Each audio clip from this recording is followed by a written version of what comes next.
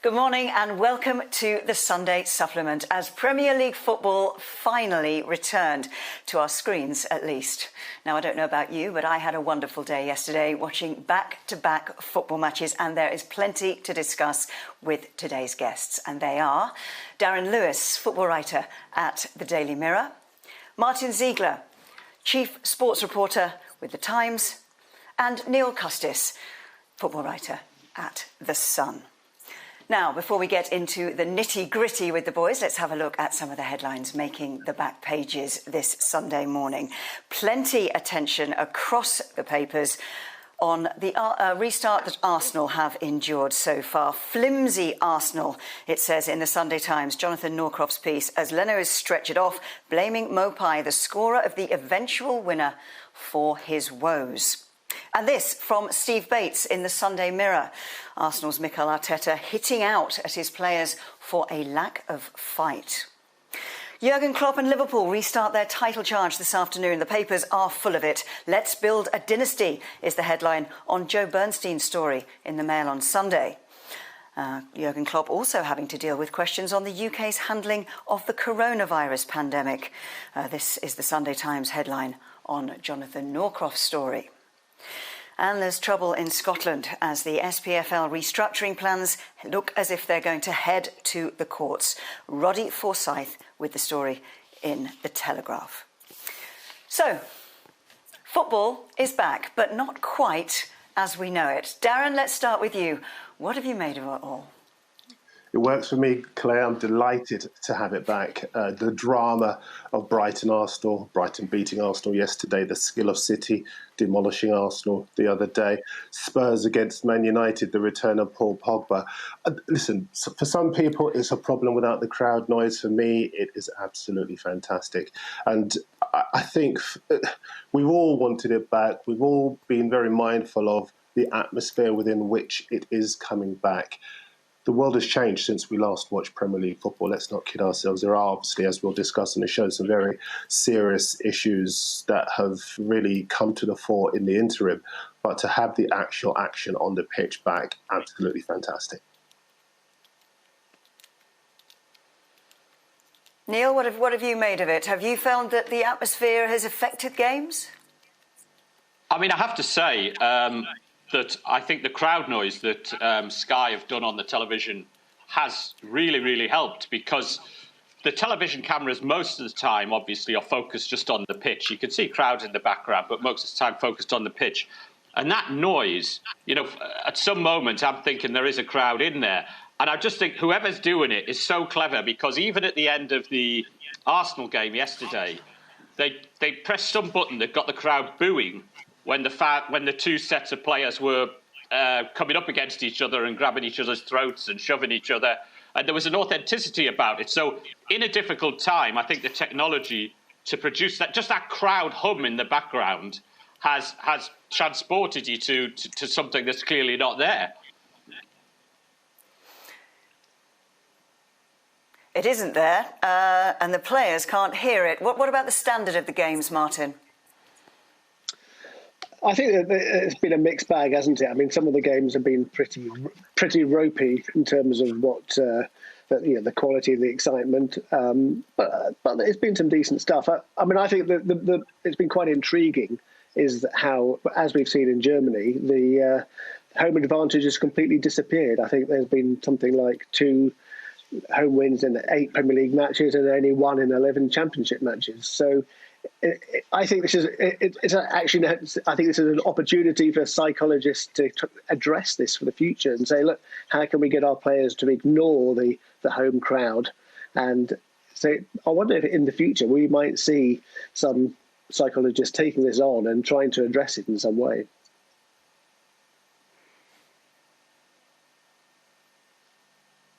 There have been plenty of late goals. Is that to be expected, do you think, in terms of the conditioning of the players, Darren? Yeah, I think it is. There are some teams, you watch them and it is as if they've never been away, but there are other teams where you can tell that the fitness is beginning to tell. I know that 1 or 2 teams have been complaining about the rule about bringing in 5 substitutes because they say that it benefits the top teams. And there was a very intriguing press conference on Friday night I was part of on the Zoom with Jose Mourinho, where he talked about one team calling for the 5 substitute rule and other top teams following.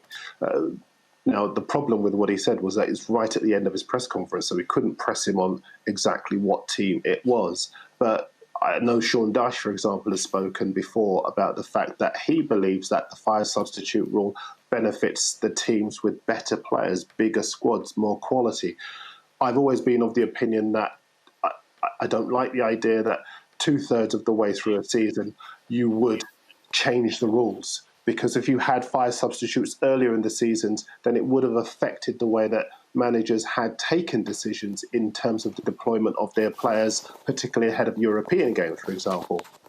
But I certainly see that bringing it in now does benefit the teams at the top. And so it makes the win, Brighton's win over Arsenal yesterday, all the more meritorious. I thought what was interesting was, out of all the games, was how much Manchester City were absolutely on it. There was for half an hour, absolutely brilliant.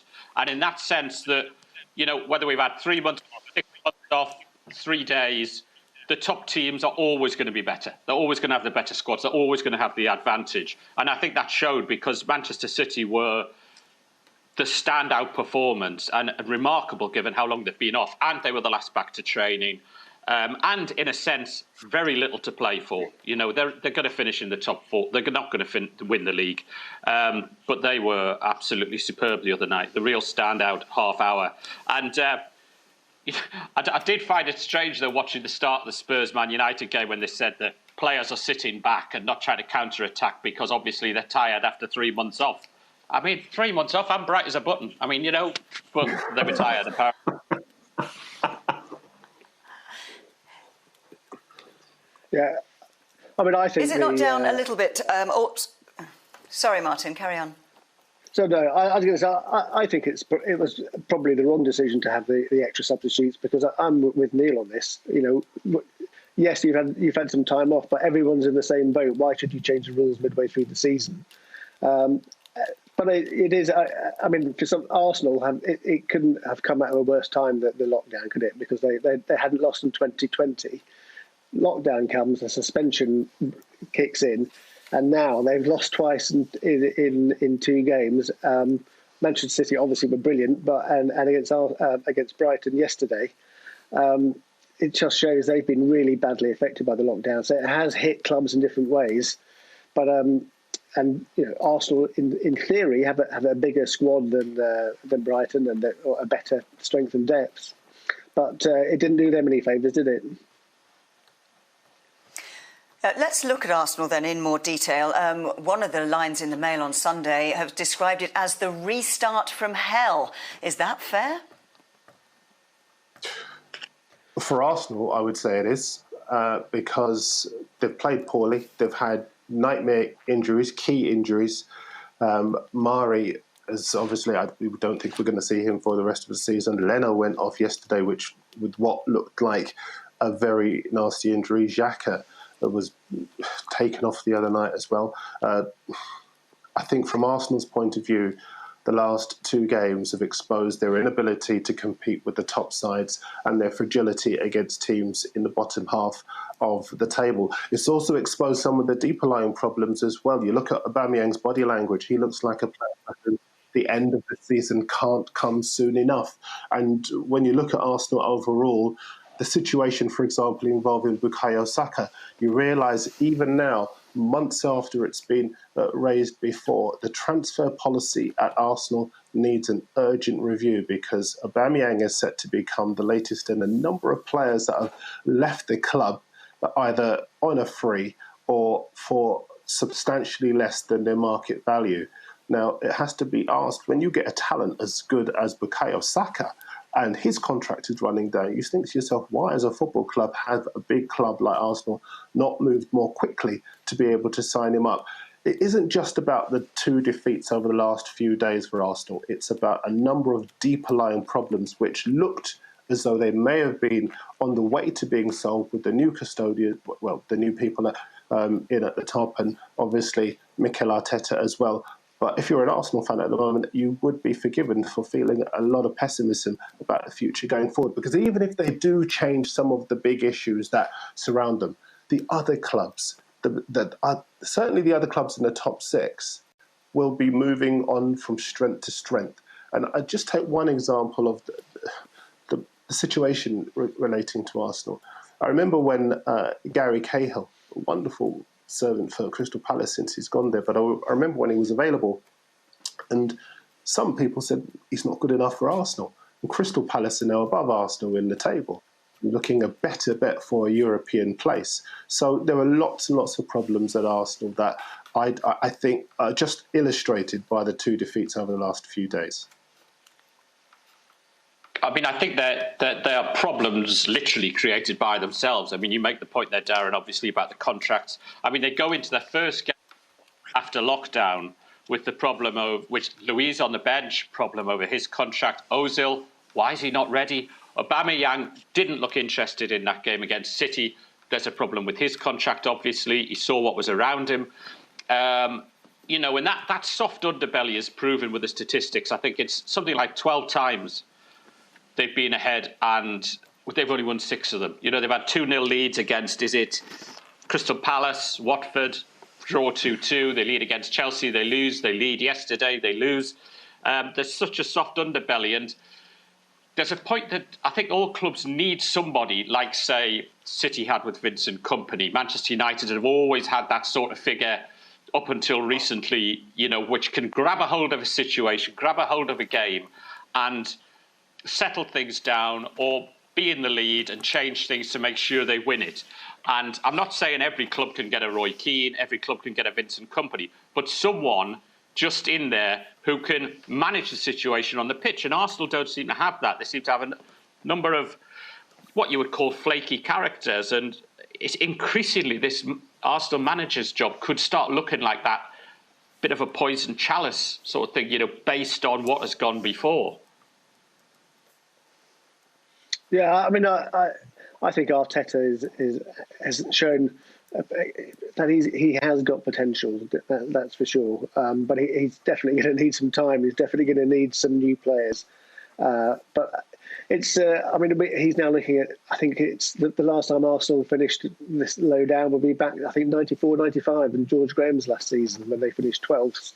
They're 10th at the moment. They're not looking particularly like they're going to mount a charge for Europe if things continue this way. But if you look back to when Klopp took over at Liverpool, he took time to turn that club around. And I think Arteta needs some time and he needs some backing. And I think he also needs they should look at their transfer policy. I think the Gary Cahill, David Luiz is a great example of where they completely got the wrong player.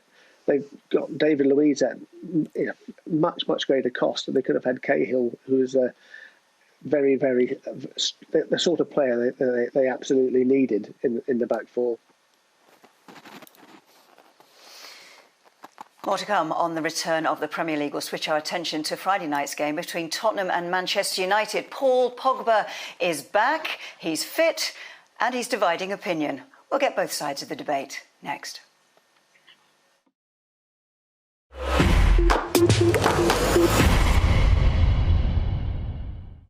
Welcome back to the Sunday Supplement, where we're discussing the stories that came out of the restart of Premier League football. Let's turn our attention then to Tottenham against Manchester United.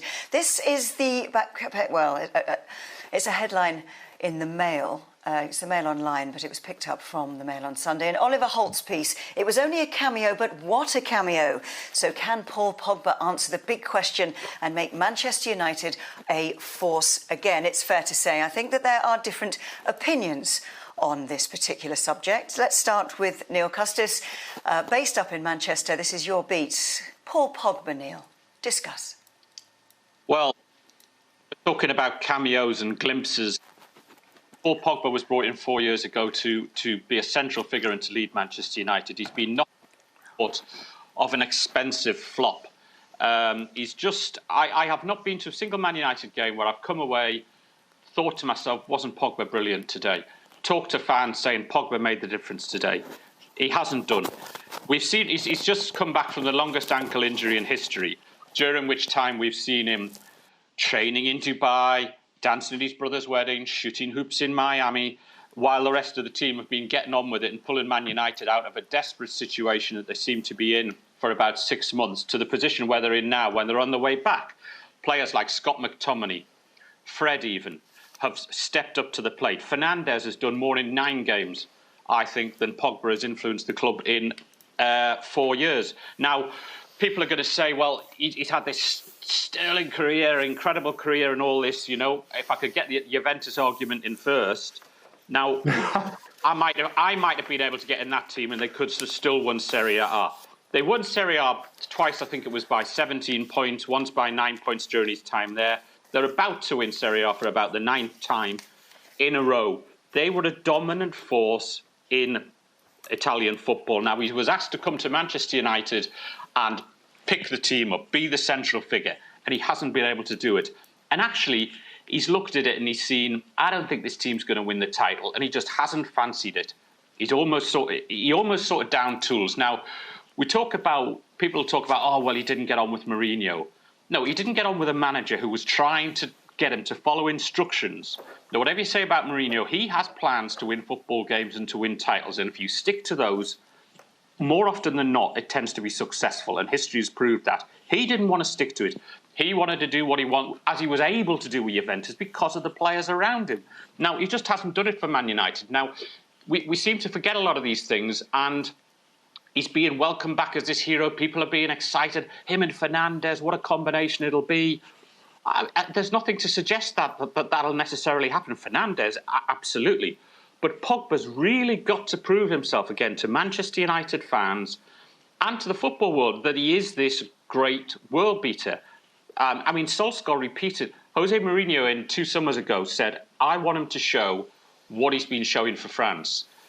And all hell broke loose. You know, he was being nasty to Pogba. He'd rained on his parade. Solskjaer said exactly the same thing this week. And we haven't seen that. And it's time we did see it. And until we do, I will still regard him as an expensive flop. I think as far as...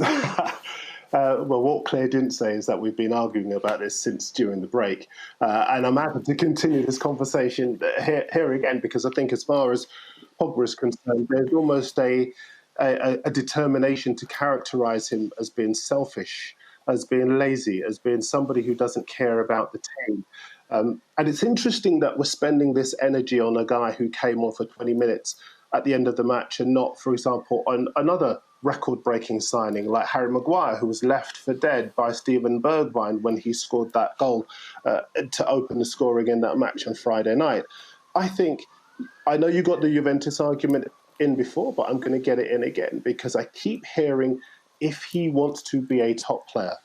Paul Pogba is a world-class player, a top player, and there is a determination to find the negative rather than to emphasise the positive regarding Paul Pogba. Tell me the last time a Manchester United midfielder scored with the regularity he has. You know, you got to go back a few years. He's got a very good goal record. He's won 4 Italian titles. He's won the World Cup. He's reached a Champions League final. He's won the Europa League. Yes, he might not have the dynamism that, say, a Gareth Bale had when he went to Real Madrid and he had an explosive impact straight away and you saw where that money went. But Paul Pogba, he is a player who, if you bring in somebody of that caliber, it's your job as a club and a manager to get the best out of them, to create the conditions to get the best out of them. Yes, things may well have gone wrong under Jose Mourinho. We don't know what happened there. But certainly we need to be balanced with our assessment of Paul Pogba. I'm not sitting here saying that he's been perfect and that every United fan is particularly happy with him. Clearly that's not the case. But to suggest that he's either selfish, not good enough, didn't make key contributions in the sides that won silverware, disrespects the player for me. And I think we need to start moving away from that. Yeah, I mean, I think it's part of football management is about getting the best out of players, and clearly Jose Mourinho didn't do that with Paul Pogba, and I think that's partly Mourinho's fault. But I also think that Pogba perhaps could have made more of a presence, that he could have been more demonstrated to the United fans that he was somebody who was really sort of giving it 100%. There was this sort of slight impression that he was not happy with Mourinho and that he was like taking his foot off the pedal. But I think he's a really good player. I think for France, he is a World Cup winner. He was a really, really important player. And it may be that he's one of these players that, in order to show his true potential, he needs a very, very good players next to him. And I think perhaps with Bruno Fernandes, that could now happen, because instead of everything being on his shoulders, now he's got a really, really creative presence next to him. And they could perhaps form the partnership that United have been looking for in midfield for years. The last few years, they've not had that. Maybe they could now. I think if Pogba can get some sort of confidence from his partnership with Fernandes, then we could be looking at a big change for United's fortunes. First of all, can I say this term disrespect? It's not disrespect, Darren. It's an opinion, right? And if we're not allowed opinions without, if they're negative, we're being claimed to being disrespectful, then shows like this just don't exist. And you're saying it needs balance. It needs balance if there's enough to weigh the good with the bad in what he's produced with Manchester United. And there hasn't been enough. And that's why there isn't balance. In no way am I being disrespectful. I'm asked to be given an opinion on Paul Pogba through my time covering Manchester United, when I've seen people like Paul Scholes, Roy Keane doing it week in, week out, David Beckham week in, week out. And then I see someone like Paul Pogba come along who let us not forget, this time last year said he wanted a new challenge, right? That's how committed he was to Manchester United. He said that after 3 years at the club, he wanted a new challenge. And I'm showing disrespect to him. Is he not showing disrespect to Manchester United by saying that? The record signing on the money he's on, brought into that club, the biggest in the world, and he wants a new challenge. I think that's disrespect. Listen, you could interpret what he has said, what he has done, in lots of different ways. He would not be the first or the last player to talk about wanting to move on from a transitional Manchester United side that has not been fulfilling its potential over the last few years. But I go again to his record, and I go again to what he's won, and I go again to this obsession, whether Pogba plays or whether he doesn't. We're trying to pick the guy apart, trying to pick his attitude apart, trying to pick his commitment apart. I just think, as far as he is concerned, and you're not the only person who makes that sort of judgment, Neil. There are lots of people who do that. Lots of people who disrespect. You're saying that as if we're trying to do it deliberately. You're saying it as if we're deliberately targeting Paul Pogba. That is wrong. It's an opinion on the record signing for Manchester United. It's nobody targeting him or anything like that. That is totally wrong. It is an opinion. Well, then why Neil, why then are we talking about Paul Pogba's contribution, which was a positive one, and we're trying to undermine it, rather than talking about an £85 million defender that Steven Bergwijn went past as though he was not there? Why are we still hammering? I'm trying to undermine it. I'm trying to say that 20 minutes in one game in an empty stadium doesn't cut it for me, given what he's given over 4 years. But yeah, listen, as I said before, and I'm balanced with this, I accept certain elements of what you're saying, as so much as some people are underwhelmed by what Paul Pogba's done so far. There's nothing wrong with you saying that. But I just think when you look at what Paul Pogba has won, when you look at what he's done in the game, when you look at what he's helped Manchester United to do since he's got there, to suggest that, to just deride him in the manner, not just yourself, but as I say, there are a lot of people who feel the way you do. So my criticism isn't specific to you. It is specific to the people who seek incessantly to undermine this footballer when all he wants to do is be as much of a winner as everybody else does. When you say seek incessantly, you're trying to suggest that there's a targeted campaign going on here, where instead that the spotlight on Manchester United is greater than any other club in this country, right? I would argue greater than any other club in the world. And you now have the record signing there, okay, of £89 million, who was brought in to help lead them back to the glory days and all that. That is what we're focusing on. There's not some campaign where people wake up in the morning and say, right, it doesn't matter what else has happened about Paul Pogba. Now, let me tell you, Wayne Rooney has had a lot brighter spotlight on him over his career. David Beckham did when he was at Manchester United. Paul Pogba is not getting anything like the same attention they did. And was that some sort of campaign? No. Yeah, but on the other hand, Neil, they were playing for United when they were very successful. Paul Pogba's in a struggling United team. So I think that's the big difference. I bet you if they had been playing this sort of Manchester United team we've seen for the last 5 years, that the spotlight would have been on them in a similar sort of way. I think he gets the. He's treated a bit unfairly. There's a bit of this sort of suggestion that he's lazy. I don't buy that at all. And you're questioning the length of time he's come back from an ankle injury. I mean, is that really fair to say? Oh, he's sort of basically. I don't know what you're suggesting. But is he suggesting that he's sort of putting it on because he doesn't want to play football? Of course, surely he wants to play football. Everybody wants to play football. Just on top of that, if I could just come in, I think when you assess players, when all of us, we all watch games, we all go to matches, we all assess players.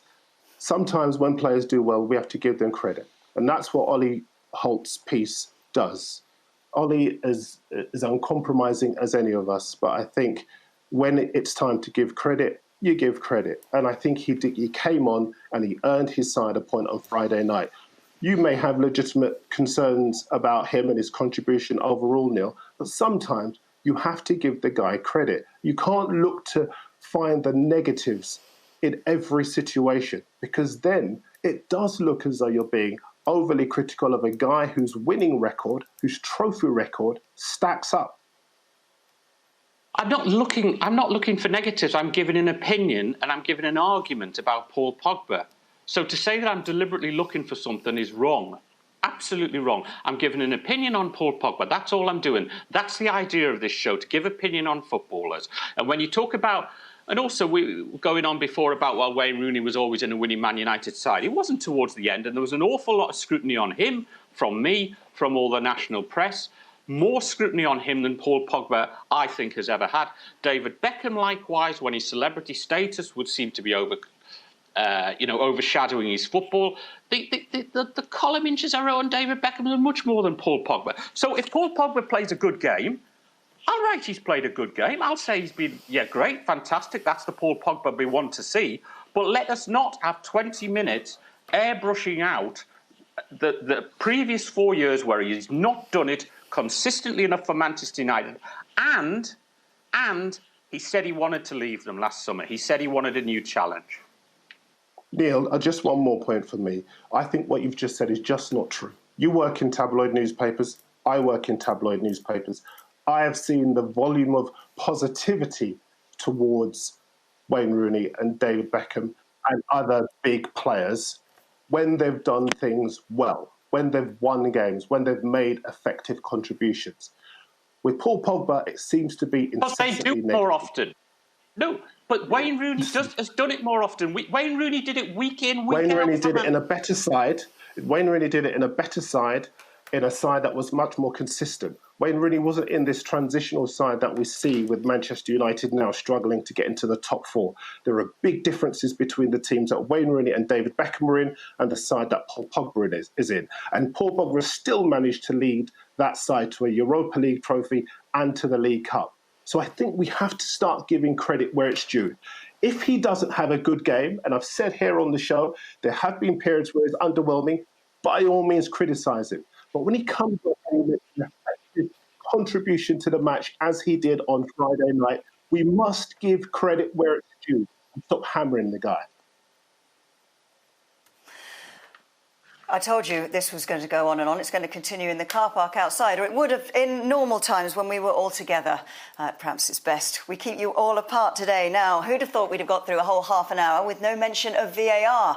Don't worry, that's coming next. And we'll also look at some of the stories that have been making the back pages off the pitch, and specifically the contribution Marcus Rashford has made to society this week.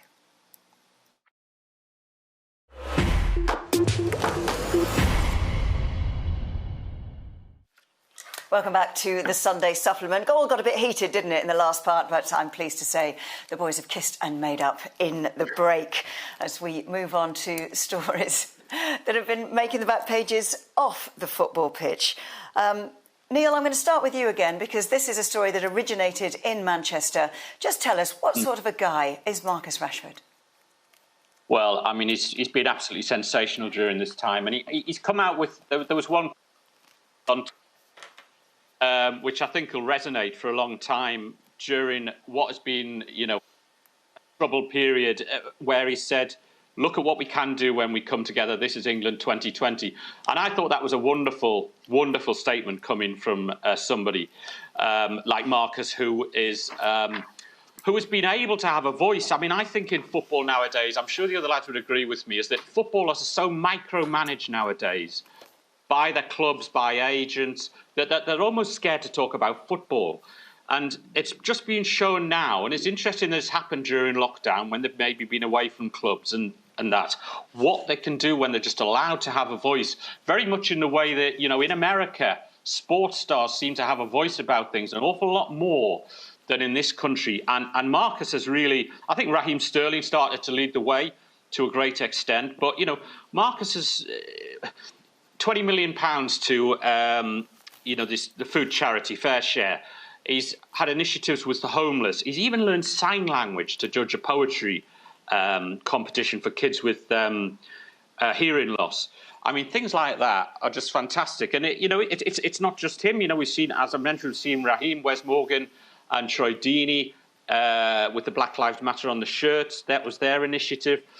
But it is just showing at a time when, footballers, their fingers pointed so easily, with like, if there's a problem with the country, let's just blame a footballer, which is ridiculous. But we've seen through what Marcus Rashford has done, just what an influence they can have and how actually they are role models because, I think more people have taken notice of what Marcus Rashford has been saying than an awful lot of MPs, and he's made an awful lot more sense as well. So credit to him. I mean, behind the scenes, as you're probably asking at the start there, Claire, is you have got a wonderful lad who is well managed by his two brothers. He's absolutely committed to Manchester United, well, I can say for all the players there. And he is becoming a better and better player under the guidance of Ollie Solskjaer, who was turning him in from what was a very good footballer, but into a very good striker now. That instinct to score goals. But as Ollie said last week, he said what he has done in this past week or 10 days will resonate more than anything he does in a football game. And I think that was a great quote. And as I say, that line, look at what we can do when we come together, I thought was brilliant. Yeah, I can't think of a similar example of somebody coming from football and actually changing government policy in such a way. And I think what's really interesting is how the government, 3 months ago, they were attacking footballers for not taking pay cuts. They were sort of painting them in this terrible light. Marcus Rashford has completely turned that on its head. Now you have the same government ministers who were criticising footballers now praising him. I mean, maybe getting his name wrong, but at least they were praising him. And I think it's just been a remarkable illustration of what can be achieved and how the government now is so sort of sensitive to any sort of criticism that when somebody of his profile and appealing to lots of different parts of society and young people too, when they express such a eloquent way of this issue about school meal vouchers for the poorer parts of society, it was such a powerful message that he just couldn't be ignored, and that he really achieved something really, really significant. Yeah, listen, I'd agree with both of the guys, Claire. I mean, I think what Marcus Rashford has done has embarrassed the politician. And I think as far as Marcus Rashford is concerned, the strategy that he has used, has been even more impressive, using the TV, using the newspapers, using 2.8 million followers that he has on Twitter. I think as far as he is concerned, it also shows his commitment, and a lot of other players' commitment, to the causes we all knew all about before the politicians weighed in. I mean, Matt Hancock, he was very quick to take the open goal when he was asked that question about footballers' pay, but when he was asked if he would take a pay cut, he said he'd work harder. And another of the politicians who had been criticising the players, he was shown to have voted 31 times against increased benefits. I think as far as footballers are concerned, with the work that they've done right up and down the league in a number of clubs, I think football can hold its head high. But as far as Rashford is concerned in particular, he's established himself as one of a number of young leaders of this generation who will go on to do bigger and better things. There are more of them. He isn't alone. He isn't unique in that regard at all. It's just that we know most at the moment about him. But there are other players who are standing up to be counted behind the scenes as well. I do sense this time that it's going to be more of a long-term thing, and I sense with Marcus Rashford, this isn't just making a point at a moment in time after what happened in America with George Floyd. I don't think that is it. I think this is something he will look at long-term and continue through his career and after that. And I think this is I don't know whether the other lads would agree, but I sense something different with this. I sense that, we've had instances in the past where the subject of racism has come up, then gone away, come up, then gone away, just based on incidents like somebody being racially abused, as Raheem Sterling was. Issue came up, lots of talk about it, then it went away. I think this is more long-term, and I think more is going to happen this time. And again, it's the footballers who have led the way, and all credits to them. I'd widen it out. I mean, there are two ways to look at this. And the reason why I say Marcus Rashford isn't unique is because we in football, having worked at the Daily Mirror for 20 years, I know I've spoken to the Daily Mirror has worked very hard in promoting black players who have spoken about racism, and football hasn't wanted to listen. Let's not kid ourselves. There have been a number of black players who have spoken before, same kind of comments, the same kind of honesty, but football hasn't wanted to listen. The difference now is that the climate has changed. There are more people within the game to grasp that nettle of racial discrimination, less outlets that are afraid to touch it. And that's why the conditions are different, they're better. But I'm not going to sit here saying what football should do, because I think all of us would agree football should be embarrassed by the fact that players are going to other outlets, as Sterling did, for example, to talk about football's dirty secret. Football has had decades to deal with its racism problem, and it hasn't dealt with it. I've been on this very show talking about the fact that football has a representation problem. Black players are good enough to play on the pitch, but they're not good enough to manage. They're not good enough to own football clubs. They're not good enough to be at the top in the decision-making process. These are uncomfortable truths in our game that we will not address. And our debates always seem to look outwards at FIFA, at UEFA. And when they are here, people say the right things, but they don't do the right things. That's why guys like Rashford and Sterling and Deeney and organisations like Players Together come up, because football can't control them anymore. Football has had its time and it can't deal with it. Now that players are mobilising, journalists are mobilising. You see the Black Collective of Media and Sport that have come up to develop young men and women and prepare them to get into our media. Because all of us at our respective publications would agree there are not enough black people writing about the footballers that are complaining about this issue. Football has big problems, and I think the reason why these guys are standing up, you look at Trent Alexander-Arnold this morning saying our society is broken, the system is broken. It is loaded unfairly against young black men. And if we're going to make any kind of progress in this, I know people say it's not just about shirts. Yes, it's not about shirts, but we have said that too before. What we need is representation at the top of the game, not in 5 years' time, not as a target for 2 years' time. We need it within 6. We need by the end of this season to have a clear idea what the government are doing to ensure that there is somebody who looks like the players when they look at the top of the game and they want someone to relate to. We have to have a clear idea. I would like to see a shorter time frame for dealing with instances of racist abuse. Jonathan Lecco said, I will never again report racist abuse because it took 6 months and he was made to feel like the victim. That happens far too often. And we keep shaking our heads and saying our players are speaking well, but we're not doing anything about it. That's why players are going outside of football to tell other people, because they will listen. Football listens, but it doesn't do anything about it. And until it does, you will continue to see players mobilising and seizing their own commercial power and taking control of the narrative. I think. I mean, I agree. Martin, Darren. I think the Premier League and the EFL should be embarrassed about the lack of action. Really, and I'm talking about the clubs as well as the organisations, because it's indefensible. Really, it's this situation has been allowed to drift on for so long. It's not a new issue, is it? People have been talking about it for years and years.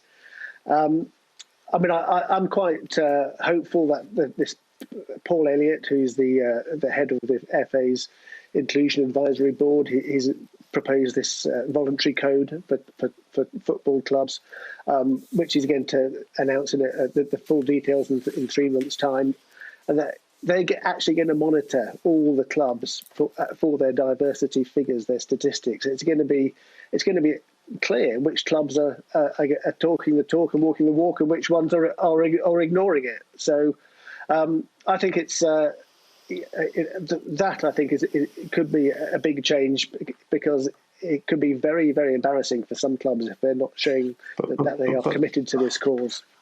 But Martin, therein lies the problem. I take entirely. I've seen your work, and I know what you've done, and we all respect each other. But it could be. We already know. We don't need numbers. We don't need reports. We don't need diversity panels or committees. We don't need any of these things. The players have been telling football for years. The coaches have been telling football for years.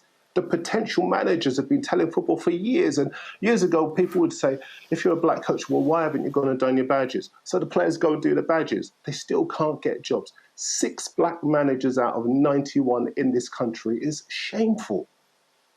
No black representation at the top of the game is shameful. 0 black referees in the English game is shameful. So outside of this sport, where people start looking at their leadership teams of various organisations, they're saying, don't give us your black squares, don't give us your warm words, and we stand in shoulder to shoulder with solidarity. They are not worth the paper they're written on. Action. And what I'm saying is that what we need isn't, well, the FA or the Premier League must do this or must do that. What we need are clear ideas, clear plans. We've got to see black referees in our system, and we need to know what this sport is doing about that before the end of this season. We need to know who they are going to promote to the top of the game before the end of this season. We need to have that smaller time frame for reporting racism before the end of this season. Otherwise, all of the goodwill, all of the support, it's meaningless, and we're back where we started. And what you're going to see is players taking more of their power. Well said, Darren. Let's hope this time it isn't meaningless and we do see those changes made. Now, Championship football also returned this weekend, but there are problems for the EFL. We'll discuss the future of the League Cup next.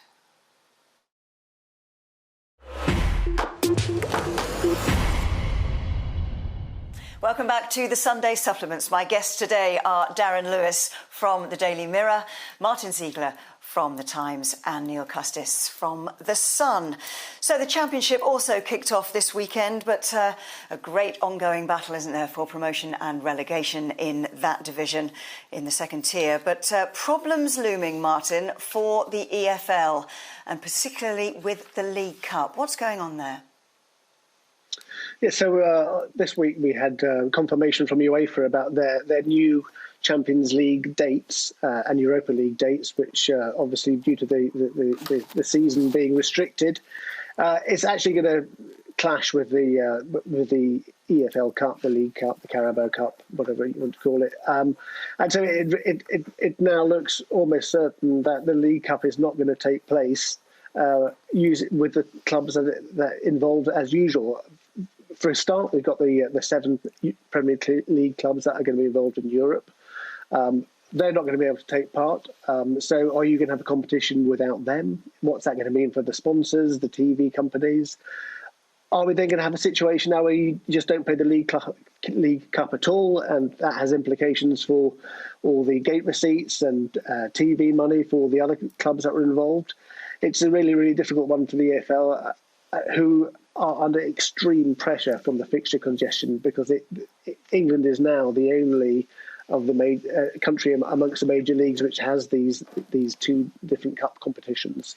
So I think it's a critical moment for the competition, and I think this ties in with the EFL want compensation from a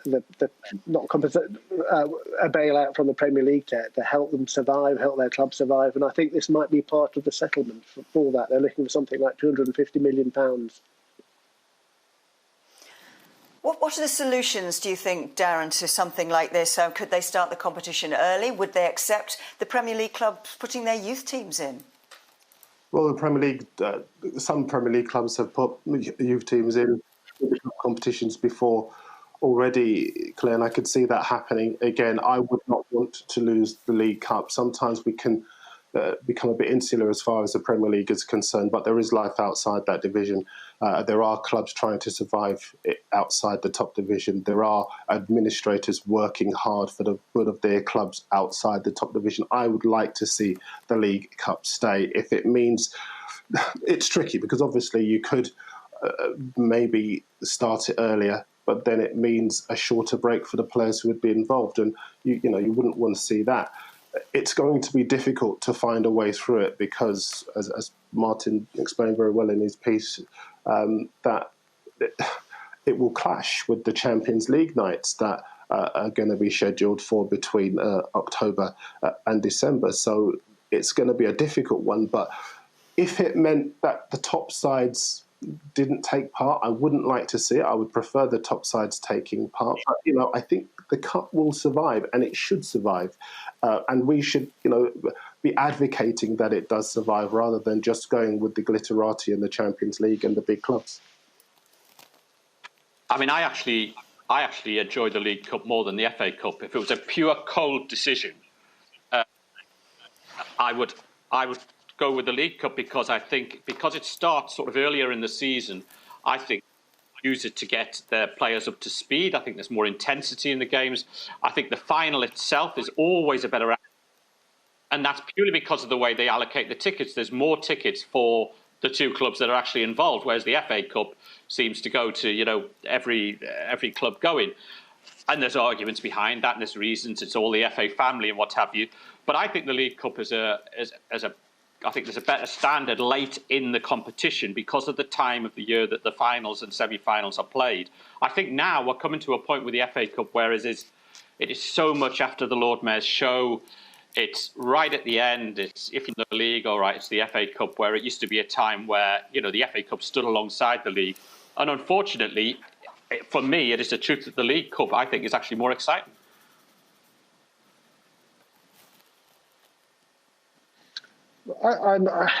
I take your point on that, but I actually think the idea of having youth teams playing is a complete non-starter. I mean, I thought the situation with Liverpool when they had their youth team against Aston Villa ended up losing 5-0.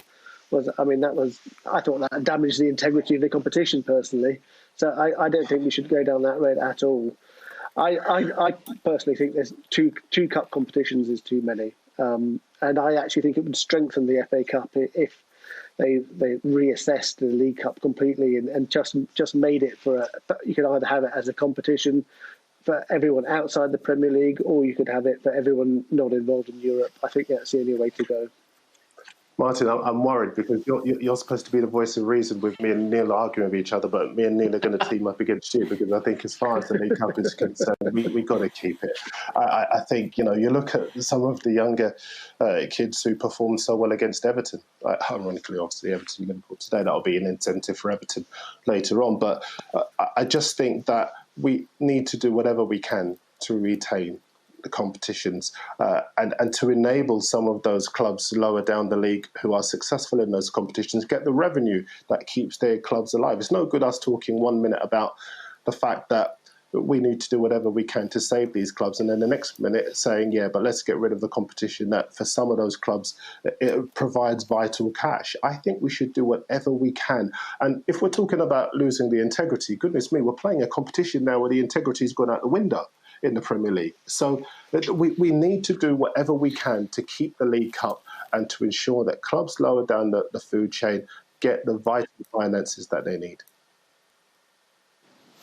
What should the Premier League be doing, though, to help the lower league clubs? Leagues 1 and League 2 had to go to curtailment. It's not gone down well, particularly Tranmere, very unhappy with the points per game, which has meant, of course, that they've been relegated. There's an interview with Ian Holloway, the Grimsby Town manager, today with Richard Edwards in the Sunday Mirror, where he talks about the greed and selfishness of the top clubs and that clubs lower down the pyramid could go bust. What should the Premier League be doing, Martin? Well, I think they are going to be looking at the issue of financial compensation, and I think they're going to be forced into it by the government. But I can understand at the moment they're focused on the whole restart, and they want to get that out of the way and make sure that the season can be completed without any more financial issues about they don't want to pay any more back in compensation to the broadcasters, for example. But I think they are going to have to start addressing the fact that they need to support the football pyramid, and they need to. It's going to, as I say, it's going to be £250 million. They've got to sacrifice that to keep the structure alive, because without lower league football, really, there's no Premier League football. You can't have this sort of. It can't just exist in the bubble.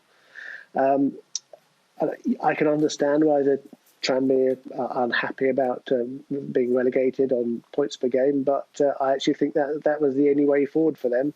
But financially, it's going to be a challenge for all those League 1 and League 2 clubs, especially if they have to start the season without fans next season.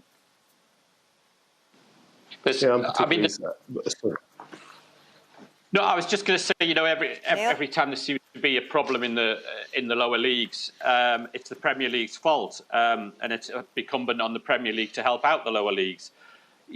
Premier League clubs, because of all the figures that we get with TV money and what have you, the more money that comes into football, the more money goes out of football. I mean, a club like Manchester City, I think last year, it made a profit of, people would maybe guess at 100 million, 200 million. It was something like 10 million. That people think these Premier League clubs are so awash with money that they're just giving it away. Now, obviously, you look at the transfer fees and what have you, and they're huge, and some of them are ridiculous, and you don't want any clubs going to the wall. But you often see clubs going to the wall, Bury being a great example, by pure mismanagement at the very top, which has sent those clubs to the wall, which is absolutely appalling. But to then say, we have been mismanaged as a football club, Premier League, come and help us out, I'm not sure. Yeah, listen, on the one hand, I take your point, but on the other hand, the Premier League have already realised part of its responsibilities, because they did make that initial pledge to pump some money into the lower leagues before. But I don't think the help should be predicated on losing a competition. I think that it should be as well as keeping that competition. I feel we're talking about lots of different things at the same time here, but I feel a lot of sympathy for Tranmere, because you're right, Clay. You shouldn't be. Nobody wants anybody relegated on the basis of a calculator. And if you look at Tranmere's form since Boxing Day, I think it is. They played 15 times and lost 10 times and drew 5, and it looked like for all the world they were fit. And then they won their last 3 games, all of them away from home. And we know how crazy football is. We know how miraculous an escape act clubs can pull off. You just never know.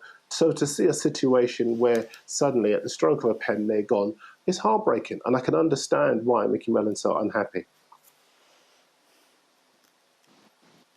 I agree with you absolutely, Neil. But there are lots of examples of badly managed clubs in the lower leagues as well. But I think there's also a sort of, I think reality has dawned. I was speaking to the owner of Forest Green Rovers the other day, who was saying the wages being paid even in League Two, some of the wages being paid for players there have been crazy, and I think there is going to be a complete reassessment of that. But I think if we do not have some sort of financial help from the Premier League, then it's going to be a complete disaster for those lower league teams. And I think there is a responsibility on the Premier League to make sure that the gap between themselves and the rest of English football is not quite as big as it has been. Plenty more football still to come on Sky Sports this afternoon. After the break, we will look ahead to Super Sunday.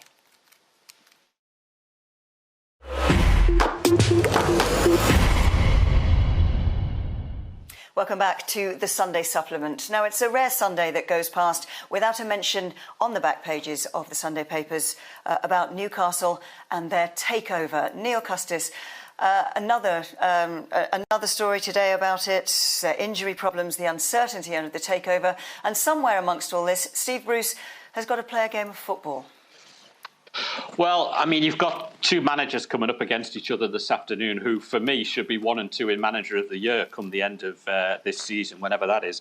Certainly Chris Wilder, we all know all about him and just well been spoke of. Incredible season with the Blades. But what Steve Bruce has done in a year since he's been there, I think has been quite astonishing. And when he was appointed, I mean, and I'm talking as a Newcastle fan here, I was actually delighted, but I was one of the few because for a club in turmoil, I thought he was the right man at the right time and a steady hand.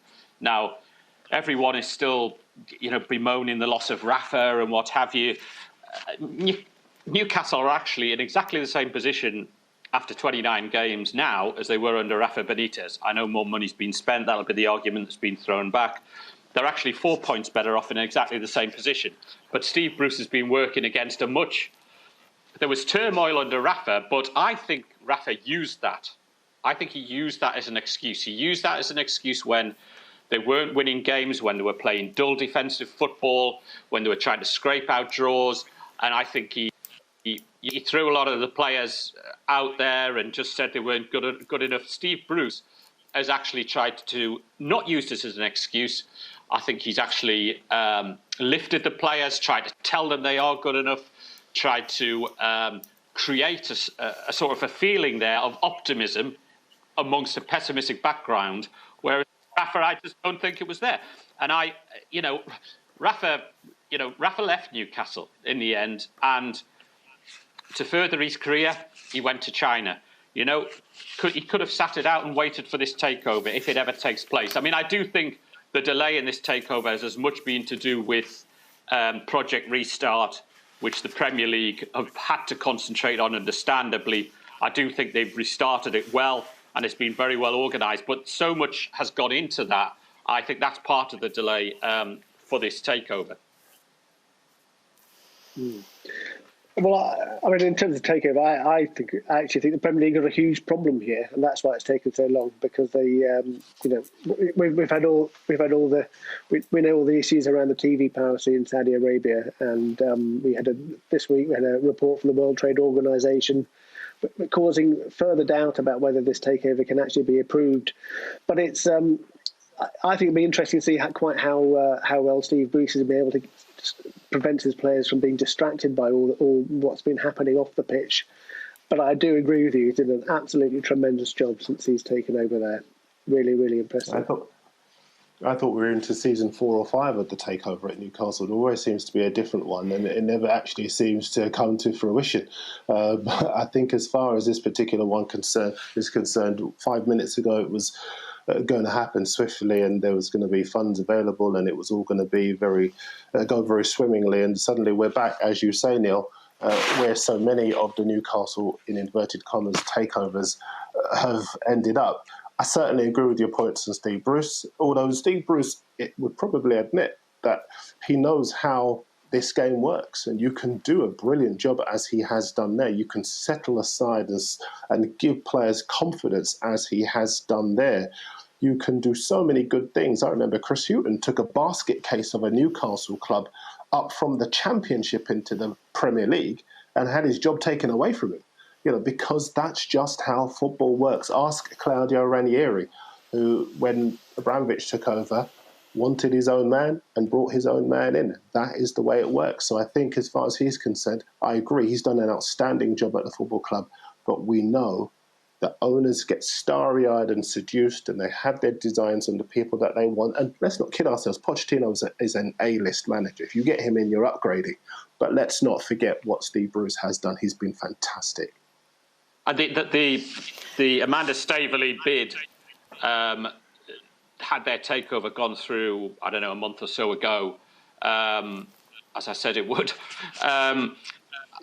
they were going to keep Steve Bruce on, and give him the last 9 games happened and all that. So it wasn't a case where they'd been approaching other managers behind the scenes. They did want to see what Steve Bruce could do, because they did have a very high opinion of him, as we all do. Newcastle United against Sheffield United. The first game on Super Sunday this afternoon kicks off at 2:00. Remember, the Merseyside derby is the last game on Super Sunday, the 236th and possibly the strangest one. Darren, start with you. Do you think the fact that the title isn't on the line today now helps the game or hinders it? I think maybe it helps the game, because certainly Liverpool can go into it relaxed and focused. Listen, we all know how good they are. We all know how long the record is for that Everton haven't won against them. Everton, obviously, as I said earlier, Claire will be motivated by the fact that Liverpool's kids beat them in the Cup earlier this year. The trouble is that their recent record, 3 wins from their last 10, Liverpool 3 defeats from their last 10, the others all victories. And I've said this many times, the attitude at Liverpool reflects the leadership. And I think, as far as Jurgen Klopp is concerned, those players will be ready to run for their lives. I don't think, very quickly, that Everton will be helped by the comments of Richarlison, who, for reasons best known to himself this week, said that Virgil van Dijk doesn't deserve to be among the top 3 centre-backs in the world, and was quite uncomplimentary about him. I think that's the team talk written as far as Liverpool and Van Dijk is concerned.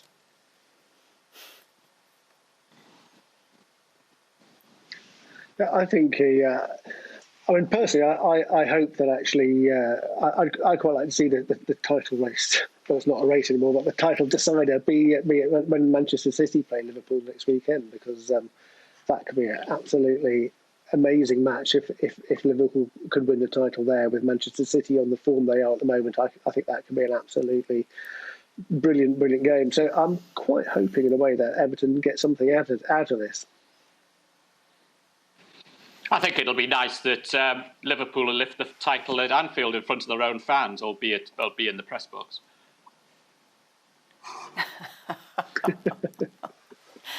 The other game this afternoon is the 4:00 kickoff between Villa and Chelsea. Villa, in the same position as Sheffield United, already played a game this season. They've got that game in their legs, but the fixtures, of course, coming thick and fast, and they go into this one having lost 5 on the spin. Martin, start us off. Yeah, it's. I was just looking at the league table and the relegation issues. To me, I think it looks like it's 3 out of the bottom 4 at the moment, and it's. I mean, they got a point against Sheffield United, which we all know they didn't really deserve because of the failure of the goal line technology system. So I think they're really up against it.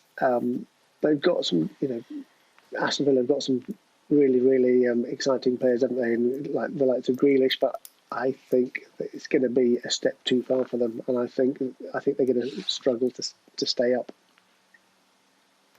Yeah, I'd agree with that, Martin. I think as far as Chelsea are concerned, the players are going to be motivated by the fact that their positions, certainly the offensive players, their positions are on the line. Timo Werner signing when we all expected him to go to Liverpool, Hakim Ziyech arriving at the end of this month.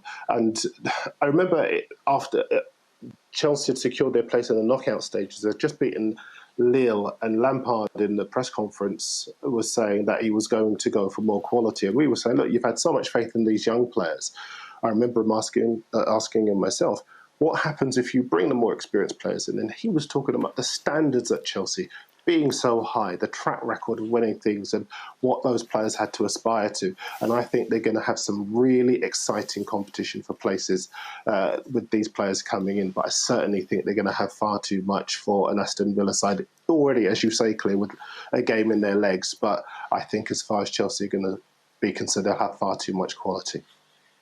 I think it's interesting looking at Chelsea and Manchester United in terms of, this talk about Liverpool, can they build a dynasty? Will they go on forever? I mean, I think Liverpool did incredible to come back from the disappointment of last season and to maintain it into this season. A lot of clubs would go so close and then struggle to pick themselves up again, but they did. But I definitely see Manchester United and I definitely see Chelsea being a far bigger challenge, and obviously City. How City are that many points behind is beyond me.